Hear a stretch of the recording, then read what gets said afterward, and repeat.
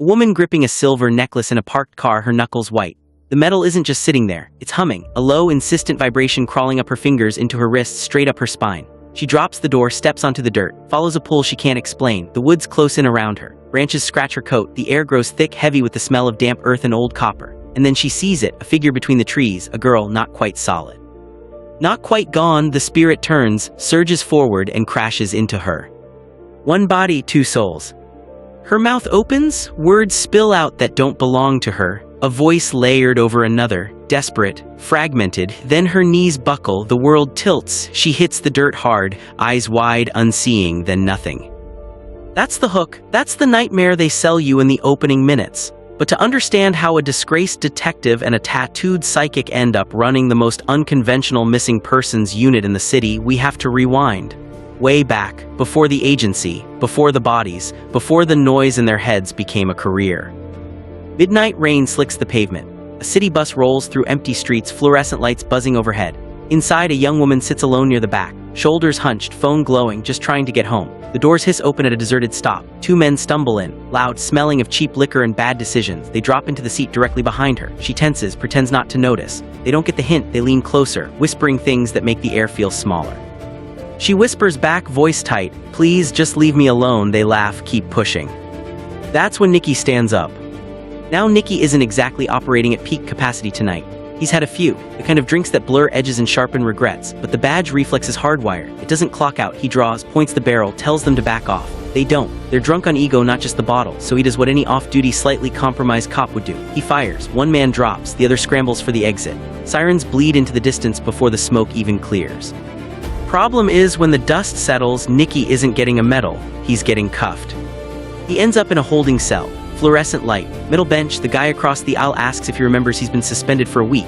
No badge, no gun, no authority, just a bad call and a mountain of paperwork. His captain doesn't yell, doesn't need to, he just slides a file across the desk. Voice low, "You think I don't know you were chasing that kidnapping case, the one where the family paid the ransom and the girl still vanished? Yeah, we all felt that one. But you don't get to play cowboy because it hurts. Take the win, go home, sleep it off." Home isn't an option. Waiting outside the precinct, engine idling, is Svetlana, the mother of that missing girl. She doesn't want an apology, she doesn't want procedure, she wants results. And she's done waiting for a broken system to deliver. "Get in," she says through the glass. "No hello, no small talk. If you're the reason my daughter's still out there, you're gonna help me find her, my way." Nicky hesitates, then he opens the door. She drives, doesn't explain the route, just pulls up to a dimly lit bar with neon flickering in the rain-streaked window. She's inside, Svetlana says, killing the engine. She can help, but you gotta ask nice. Nicky steps into the bar expecting velvet curtains, crystal balls, and a woman in her 60s reading tea leaves. What he gets is Vika. Half her face is covered in ink, tattoos crawling up her neck, vanishing under a dark jacket. She's leaning against the bar, sipping water like it's the only thing anchoring her to the room. He asks for the psychic. She laughs, not a warm laugh, a "you've got to be kidding me" laugh. "You're looking at her," she says, setting the glass down, "but I don't do find my missing person gigs anymore. Bad for business." He tries to explain, tries to lay out the stakes. She's already turning away, then he reaches for his keys and his fingers brush hers by accident. Everything changes. Vika jerks back like she's been wired to a live socket. Her eyes lock onto his. Wide, alert, breathing shallow. Because in that split second of contact, she didn't just feel skin, she saw him. Flashes, a name, Nikolai, a struggle with pills, a sister staging an intervention, a sterile rehab facility, a desperate escape. All of it streaming behind her eyes like a damaged film reel on fast forward. She pulls away, pressing her palms flat against the bar. "Don't," she warns, voice tight, "ever do that again." He's stunned, not just because she knew, but because of the look on her face, like touching him actually hurt. She walks out, he follows. He waits outside her apartment building all night, not pushing, not packing, just sitting on the damp concrete steps. When she finally emerges in the gray morning light, he's still there. She sighs, "Look, I appreciate the dedication, but I'm not your girl." "Prove it," he says, "just show me one thing, one real thing, then I'll leave you alone." She studies him, sees the exhaustion carved into his jaw, the raw, unfiltered desperation. Something in her posture shifts. She points across the street. "See that guy digging through the dumpster? I'll tell you his story." But first she pulls a water bottle from her bag, takes a long, deliberate sip. "Gotta stay hydrated. This stuff drains me, like physically." She walks over to the man, touches his shoulder. And she's gone, not physically, mentally. Her eyes glaze over. She's watching, listening, feeling the weight of a stranger's life. When she comes back, she recites his history without missing a beat. The addiction, the failed marriages, the one regret that keeps him staring at the ceiling at 3 in the morning. The man stares at her, pale, nods once, walks away without a word. Nikki's speechless. "Okay," he says quietly. "Okay, you're real." Vika just looks tired. Being real doesn't mean I'm available. But he's not letting go, not this time. He lays it out straight, no fluff. His career in ruins, Svetlana drowning in grief, a little girl out there somewhere scared. This isn't just a job for me anymore, it's a chance to fix something, to do one thing right. He slides a thick envelope across the cafe table, heavy, filled with cash. Vika doesn't even look at it. Money doesn't change what I see, it just makes the nightmares louder. But it might help someone else sleep, he counters. She's quiet for a long moment, then she picks up the envelope, not for the cash, for the chance. "First rule," she says, "you buy me breakfast, we work better on a full stomach." "Deal." Their first stop, Svetlana's house. The daughter's bedroom frozen in time, dust motes hang in the still air. Vika moves slowly, hands hovering over surfaces, not touching, just feeling. She's looking for a connection, an object that still holds the girl's energy, a thread she can pull. She lies down on the bed, closes her eyes, breathes in. And then she sees her. The girl, standing in front of a mirror, putting on a silver necklace. The exact same one Vika felt pulsing in that first, chaotic vision in the woods. Vika's eyes snap open. The necklace, where is it? Svetlana's face falls. The police took it as evidence. Vika is already moving. We need it back. Somehow they get it, a favor, a loophole. Nikki's old credentials still open a few doors if you know which hinges to grease. Back in the car, Vika holds the chain. It's cold, heavy. She closes her eyes. This time the pull is stronger. Directional drive, she says. I'll tell you when to turn. Nikki drives, Vika guides. The city blurs past, then suburbs, then dense tree lines. The signal gets stronger, sharper, until Vika practically leaps from the moving car at a roadside gas station. Check the security footage, she tells the attendant. He refuses. Policy. Nikki shows his old ID. The attitude changes fast. On the grainy monitor, they see it.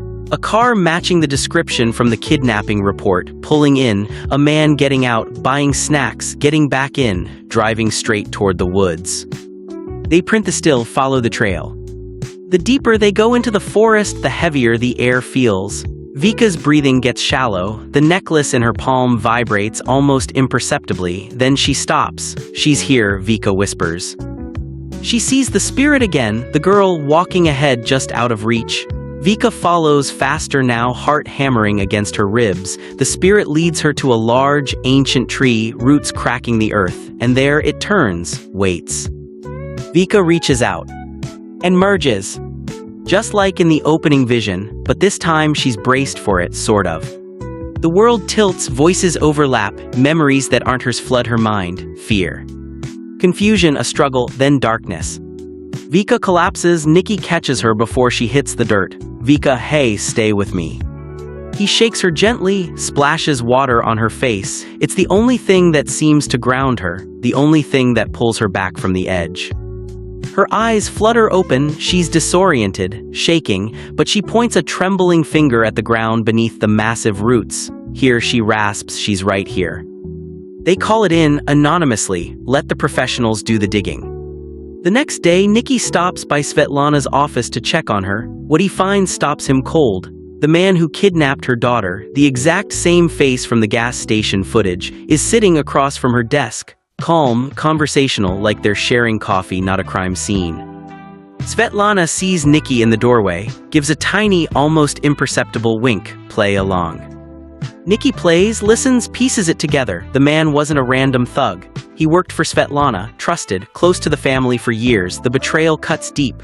Greed, she explains later, voice like ground glass can make monsters out of men you thought you knew. He took the ransom money. Then when he panicked, he silenced the only witness. Svetlana isn't calling the police. My daughter's justice isn't a headline, it's a promise. She slides a heavy bag toward Nikki. Cash, a lot of it for your silence and your continued discretion. Nikki looks at the bag, then at Svetlana. He doesn't touch it. "I'm not for sale," he says quietly and walks out. But Svetlana isn't done with him, or with Vika. A few days later, she proposes something radical. "What if we formalize this? You two, me, funding, resources, we help people the system can't, or won't." She has a name picked out. Simple, memorable, OK Agency. Nikki is intrigued. It's detective work, purpose, just different rules. They pitch it to Vika. She's skeptical. Using her gift on demand for strangers sounds like a fast track to burnout. But then she thinks about that little girl under the tree, about the relief on Svetlana's face when they found her, about the noise in her own head, the whispers, the pleas, the unresolved pain of the departed echoing in the walls. What if, Vika says slowly, the noise had a purpose? She's in. Their new office is sleek, professional, glass doors, clean lines, nothing like the smoky bar where they met. Vika walks in, still getting used to the idea of legitimacy. Then their first official client walks through the door. A young man, nervous, fidgeting with his hat. He explains his sister was adopted as a child. They grew up together in the same group home, lost touch when she was placed with a family abroad. Recently, he got a letter from her, happy, hopeful, then silence, radio silence for months. Nikki starts to explain their process, focused on recent disappearances, abductions, cases where hope is actively fading. The young man's face falls. "So you can't help me find her if she just stopped writing?" Before they can answer, the door opens again. A couple, desperate, eyes red-rimmed. Their son Sergei vanished a week ago, no note, no calls, just gone, and lately he'd been acting strange, secretive, different. This is their lane. Vika goes to Sergei's apartment first, needs an object. A connection. She runs her hands over his desk, his closet, his unmade bed. Nothing, no strong psychic imprint. It's like he just evaporated. Which means it's Nikki's turn. Old school detective work. He digs through digital footprints, financial records, friend circles, finds a pattern. Sergei had a supplier, a guy who sold him more than just advice. Vika meets Nikki at the supplier's usual spot. She holds a photo of Sergei, closes her eyes, reaches out with her senses. And there he is. His spirit, but fractured, split into multiple echoes, each walking a different path, a sign of severe trauma, of a sudden, violent end. Vika stays still, focusing, letting the false paths fade into the static, until only one remains. She follows it, through alleys, over cracked pavement, to an abandoned warehouse. Inside, the spirit merges with her again. This time, the vision is brutal, clear. Sergei in the warehouse, a needle, a decision, a fatal mistake. Vika gasps, collapsing against a rusted metal shelf. Nikki is there in seconds, water bottle ready. She drinks, hands shaking. "He's gone, Nikki," she whispers. "Overdose, it was fast." Nikki doesn't buy it. He never does when the body's missing. He keeps digging, traces Sergei's last known accounts and discovers he'd been seeing a girl, and that right before he vanished, he stole product from his dealer to flip it himself. Nikki follows the trail to a secluded house in the woods. Sergei's alive, just running. Nikki brings him back to his father, alive, breathing. Vika is shaken. She was so certain. And the fact that she wasn't right means something she'll carry for a long time. Gifts aren't guarantees, sometimes they're just echoes. Back at the OK Agency office, they hire their first field researcher, Lesha, sharp, tech-savvy, good at finding things people don't want found. Nikki shakes Vika's hand when Lesha is introduced. A test, to see if she'll get another flash from him. She does, a glimpse of a young boy lost in the woods, a memory that clearly still haunts him. She pulls her hand back quickly, but not before he sees the flicker of recognition in her eyes. "You saw something," he says later quietly. "You saw something too," she replies. "Tache." They get a new case. A mother, Rena, reports her son Lin missing for 6 months, last seen at a train station. Phone off, no contact with friends. Vika suggests the possibility Lin chose to disappear, to cut ties. Nikki pushes back. "Even if he did, we find him, we listen, that's the job." They split tasks. Lesha pulls train station footage, finds Lin withdrawing cash from an ATM days after he was reported missing. His face is bruised, troubled. They're at a dead end, time to call in Vika. She takes Rena's hand. "Think of a happy memory, just the two of you." Vika's vision opens, a public square, a park, greenery, but no street names, no clear landmarks. They drive, Vika guides by feeling. Along the way, they spot a cat hit by a car struggling in the gutter. Vika's reaction is immediate, visceral. She makes Nikki stop, gently scoops up the injured animal. We have to get her to a vet. Now. They search, no clinics nearby. The cat's breathing grows weaker. Vika's eyes fill with tears. A raw, helpless sound escapes her. Finally, Nikki pulls over in a small square. Vika gets out to compose herself and freezes. This is the square from her vision. Heart pounding, she walks into the adjacent market, shows the owner Lynn's photo. The man's eyes widen. He's been staying with me. Found him wandering, confused, didn't know his own name. They find Lynn, alive, but with amnesia. No memory of his mother, no memory of his life, no memory of who he was. Rena is overjoyed and heartbroken all at once. Her son is home, but he's a stranger. As they leave the market, Vika accidentally brushes Lynn's hand and gets hit with a tsunami. His past, his mistakes, his regrets, a violent incident, a betrayal, a crash. It's too much, too dark. She stumbles back, pale, fighting to keep the vision off her face in front of his mother. Later, at her apartment, Nikki asks why the cat affected her so deeply. Vika is quiet, then she tells him, when she was a kid, she had a cat she loved. A fire broke out in their house. The cat woke her up, scratching at her arm, saving her life, but in the panic running out, Vika forgot to grab the cat, left her behind. I couldn't save her, Vika says, voice barely audible. So now I save every cat I can. It's the only debt I can repay. Nikki looks at her differently after that, sees the weight she carries, not just the gift, the guilt. Lynn's case closes, but a new one opens immediately. A young woman, Kira, reports her cousin Polina missing after a party. Vika asks for personal items, scans them, nothing. She goes to the party location, still nothing. Nikki suggests letting it go, focusing on cases with stronger leads. Vika refuses. If I can help, I have to try. Kira's father shows up at the agency, accuses them of being scammers, refuses to pay. Nikki tries to reason with him. The man storms out. As he leaves, Vika makes a split-second decision. She touches his hand and sees his home address. That night, she and Nikki break in, quietly, professionally. In Polina's room, Vika finds a stuffed bear, holds it. Connection. The vision is clearer now. Polina at the party, laughing with a friend. A guy named Anton approaches, suggests they go for a walk. They follow him to an abandoned storage unit. A van is waiting. They're forced inside. Anton watches from a distance, does nothing. They bring Anton in for questioning. He plays the concerned friend perfectly. Vika lets him perform. Then casually touches his hand. Sees the same scene from his perspective. The calculation, the fear, the payoff. Nikki detains him, takes him to the location from the vision. Talk, Nikki says, voice low, or this gets much worse for you. Anton cracks. He owed a gambling debt. A big one. The traffickers offered to clear it in exchange for recruiting girls. He didn't think they'd actually hurt anyone, just scare them, make them compliant. He leads them to the warehouse. What they find inside chills them. Multiple girls held captive. Polina is among them, alive, terrified. But her friend isn't there.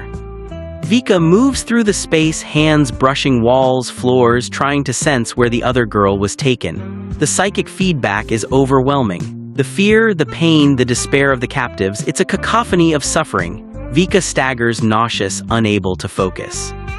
They rescue the girls, get them to safety. Polina is reunited with her family. But Vika can't shake the residue. The echoes of that place cling to her like wet wool. That night, she drinks, tries to mute the noise. It backfires. The visions intensify. She collapses. Nikki finds her the next morning, unresponsive. He gets her to a doctor. It's exhaustion, psychic burnout. He gives her the day off. But the cases don't stop. A call comes in. John, a single father, reports his 13-year-old son missing. The boy's behavior had become increasingly withdrawn, then vanished. Nikki finds John at a bar, drowning his worry, brings him to the agency. The story is heartbreaking. John's wife died of cancer 2 years ago. He and his son have been alone since. He's checked every camera, asked every neighbor, nothing. Nikki knows there's only one person who might find a thread everyone else missed. He calls Vika, cuts her day off short. She meets them at the boy's house, enters his room. The energy is faint, but it's there, pulsing from a wristwatch on the nightstand, a gift from his father. Vika picks it up. The vision hits hard and fast. Hospital corridors, white coats, a doctor's face blurred but familiar, then pain, a sharp medical kind of pain. Vika convulses, Nikki catches her, gets water to her lips. When she can speak, her words are urgent. He's alive, but he's in a hospital, a private one. Back at the agency, Lesha cross-references private hospitals in the area. Vika looks at photos, recognizes the doctor from her vision, Dr. Maffin. They don't wait, they drive. At the hospital, a nurse blocks their path, visitor restrictions. Vika ignores her, focusing entirely on the watch's energy trail. It leads her down a hall, to a room. John rushes in and freezes. The boy in the bed isn't his son.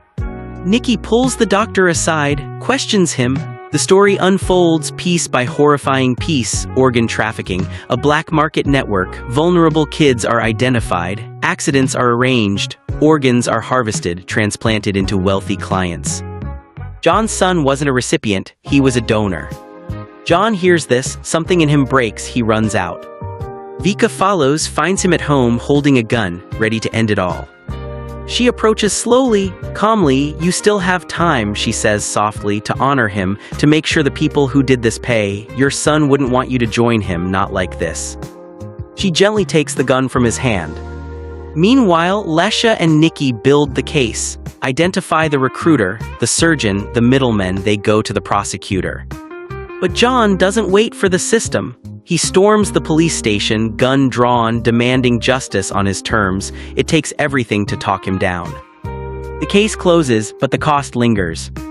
A new client walks in, a mother and father worried about their daughter, Oksana. She's 20, left a note saying she discovered her spiritual power and was going to live with people like her to develop her abilities, become a true psychic.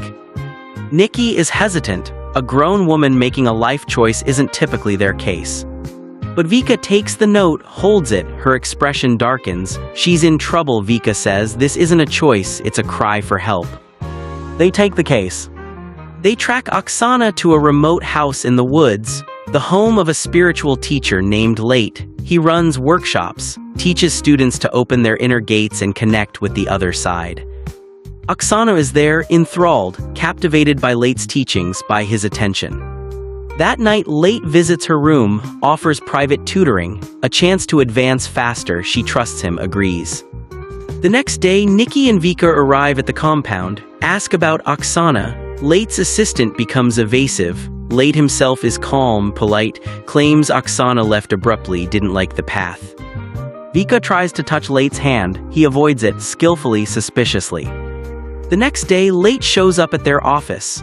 Uninvited, friendly. When Vika shakes his hand, she gets a vision, but it's unlike any other. Light, warmth, a sense of profound peace. It's beautiful, and it terrifies her because it feels like a trap, like a lure. She pulls away, flustered, retreats to her office. Nikki follows. What did you see? I don't know, Vika admits, but it felt wrong. To get answers, Vika goes undercover, poses as a prospective student, joins Late's group, connects with one of the young women there, touches her hand. Sees Oksana with Late's assistant, a secret relationship, a plan to escape. Vika takes a sharp object from the assistant's room, a ritual knife, uses it as a conduit, follows its energy into the woods, and finds the truth. Late tried to assault Oksana. The assistant saw it, did nothing. Oksana ran. When Nikki and Lesha dig into Late and his circle, they find criminal records. The spiritual group is a front, a hunting ground for vulnerable people.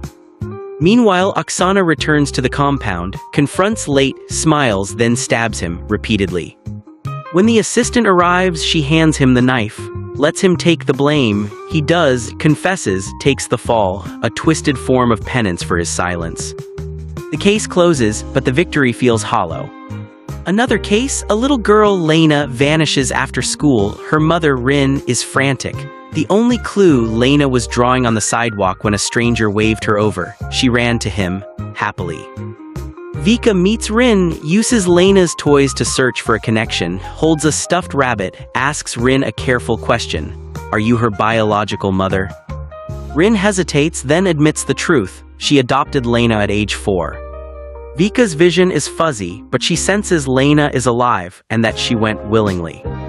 They return to the school, to the spot where Lena was drawing. Vika connects with the girl's spirit, sees the moment. A woman approaching, familiar, kind. Lena recognizes her, trusts her, leaves with her. The team investigates. The only person who had regular, unsupervised access to Lena was their former nanny, Sefi, fired a year ago. Nikki runs a background check. Sefi has a record, substance abuse, time in foster care herself. They find Sefi and Lena safe in a secluded cabin. Lena is happy, confused about why everyone is so upset. Sefi breaks down, explains she isn't Lena's kidnapper, she's her birth mother. She got pregnant at 16, gave the baby up for adoption, spent years searching, finally found her, got a job as her nanny, built a bond, was fired when Rin grew suspicious of their closeness. I just wanted to be her mom, Sefi sobs, even if it was just for a little while. Rin is furious, heartbroken, betrayed. But Vika sees the truth in Sefi's pain, sees the love, however misguided. In the end, Rin makes a choice, not forgiveness, not yet, but a chance. They agree to try to build something new together.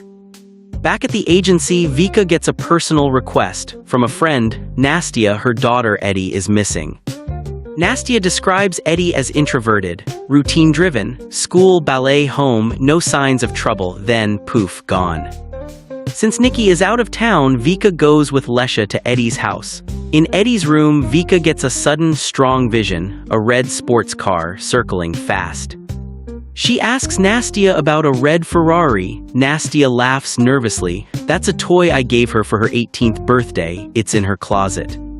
Vika touches the toy car and is flooded with water, cold, dark, rising. She breaks the connection, gasping. The message is clear but cryptic. The next day, Vika and Lesha follow the car's energy signature. It leads them to a small lake in the woods. At the shore, Vika sees Eddie's spirit. She follows it into the trees, finds a shallow grave filled with Eddie's clothes. But no body.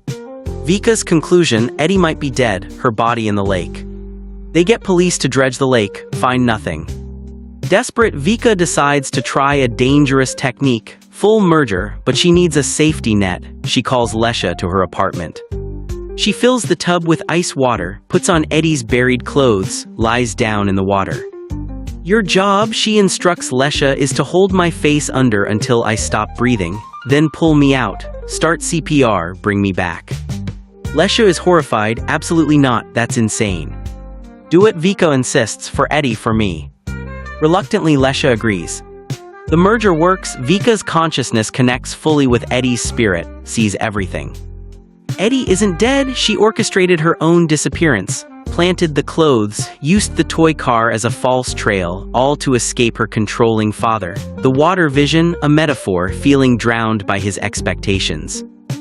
Vika surfaces, coughing, alive, exhausted. She tells Lesha the truth. If this ever happens again, she says weakly, and I ask you to do something like this, stop me, please. For a moment, just a moment, the air between them shifts. Something unspoken hangs there, a connection, a possibility. Then Nikki knocks on the door.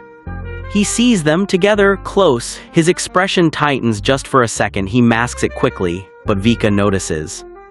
Eddie is found at a nearby hospital. She'd gotten sick after her swim in the lake, passed out, was found by a hiker. Her father apologizes, recognizes his role in pushing her away. Another case, Shin reports her husband missing. No note, no warning, just gone for 6 months. Vika visits their home, immediately senses a spirit, lingering, hovering around Shin, but it's not giving clues, it's just present. Vika keeps this to herself, needs to understand the death before breaking the news. Meanwhile, Nikki notices the growing closeness between Vika and Lesha. It bothers him. He doesn't say anything, but his behavior changes, becomes more critical, more dismissive of Vika's suggestions in meetings, a quiet, simmering jealousy. Vika digs into the husband's life, finds evidence of an affair, confronts the other woman, threatens to expose her unless she talks. The woman reveals the husband sent a final message: "My wife found out about us, I have to disappear." Vika asks Shin about this message. Shin's reaction is extreme, volatile. She flies into a rage, smashes things, turns on Vika, ready to attack. Their son intervenes, calms his mother down. The next day, Nikki has new intel. The husband kept a secret apartment. They go to check it out. Lesha, seeing Vika and Nikki leave together without him, snaps a coffee mug in his hand. At the apartment, they learn from the landlord that Shin's son visited frequently, alone. Nikki sets a trap, calls the son, claims someone is breaking into the place. When the son arrives, Nikki confronts him. Vika touches his hand. The truth spills out. Shin discovered the affair, confronted her husband. In the argument, she killed him. The shock was so profound, her mind fractured, created a delusion that he was still alive, just hiding from her. She's been searching for a ghost. They help Shin face the reality, turn her over to authorities. The son chooses to stay with family.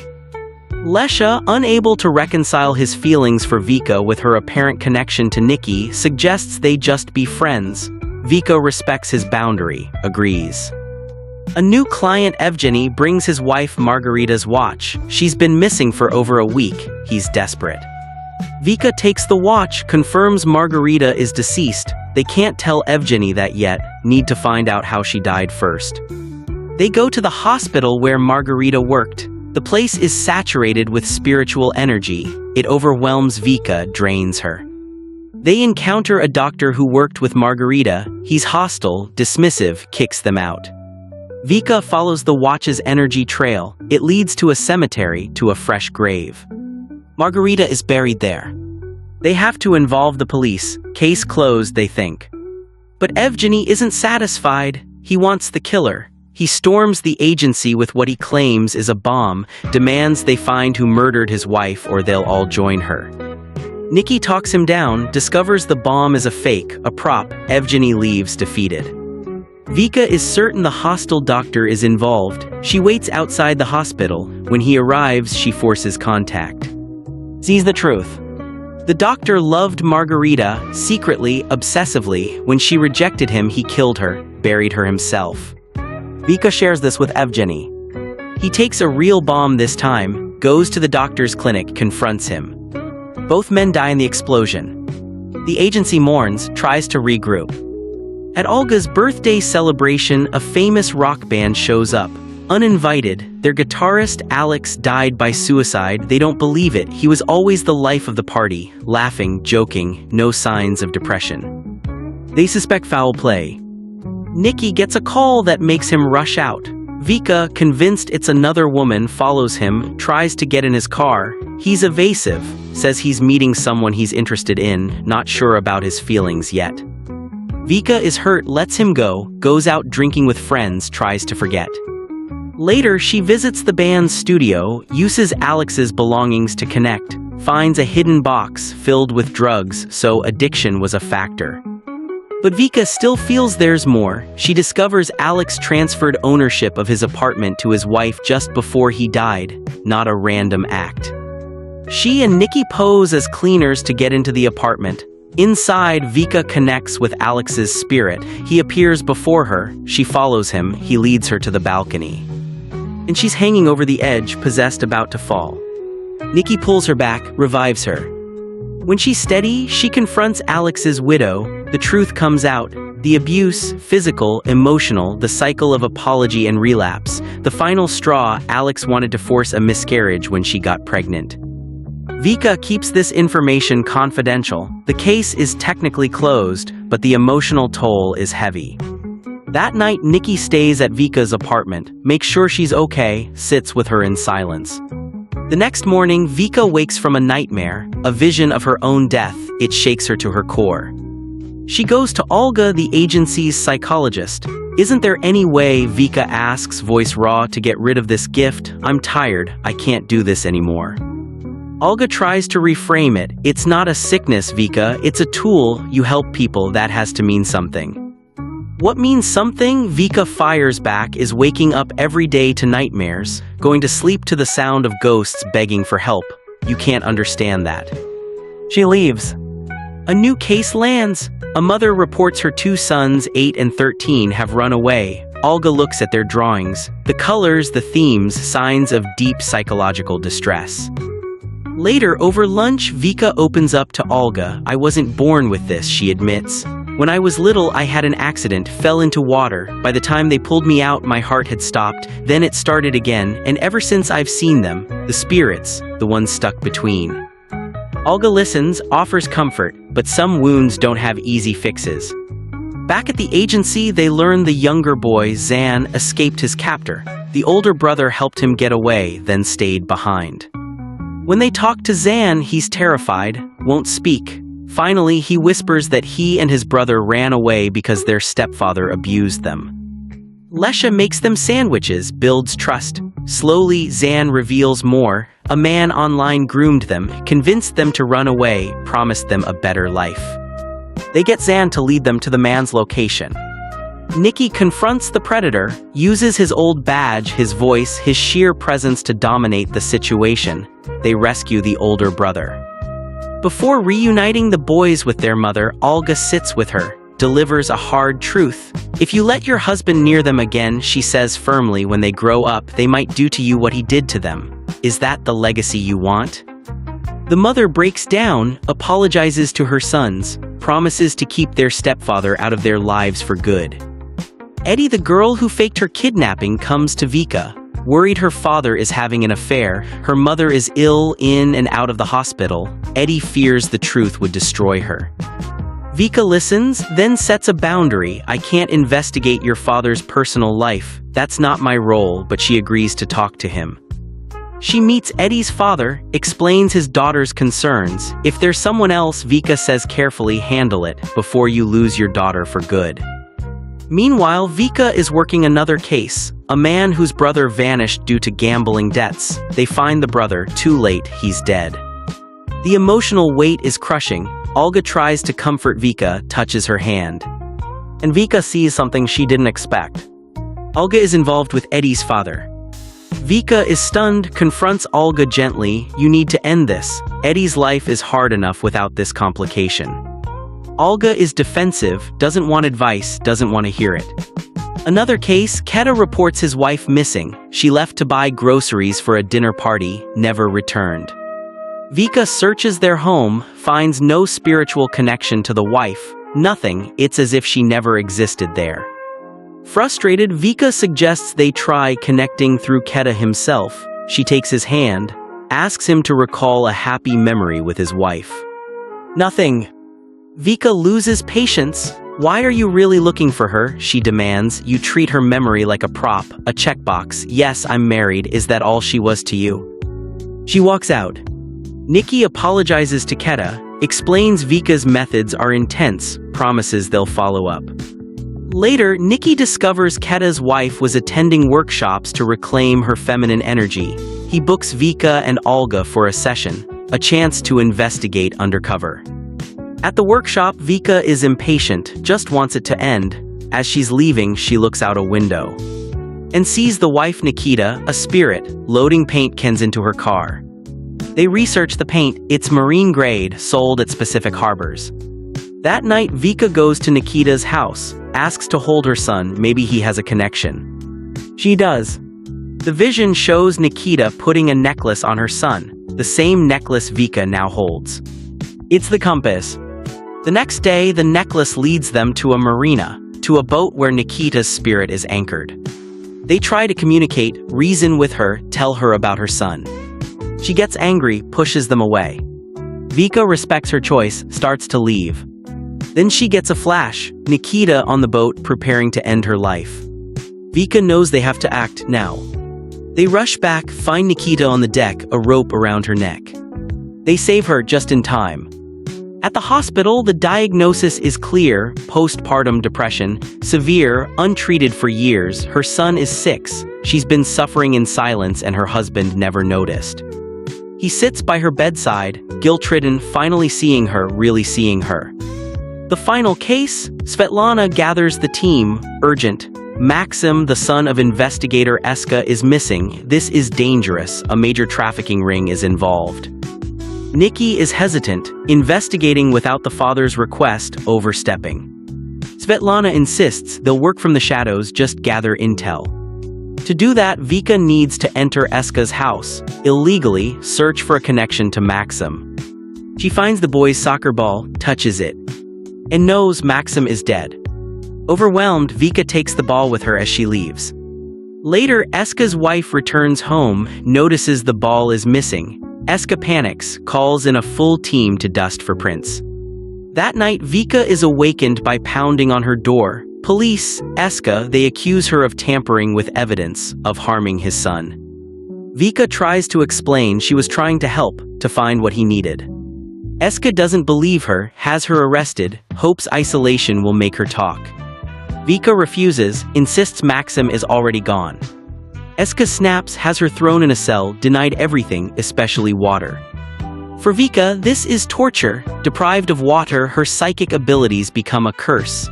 The spirits in the jail crowd around her, pleading, draining her energy with every whisper.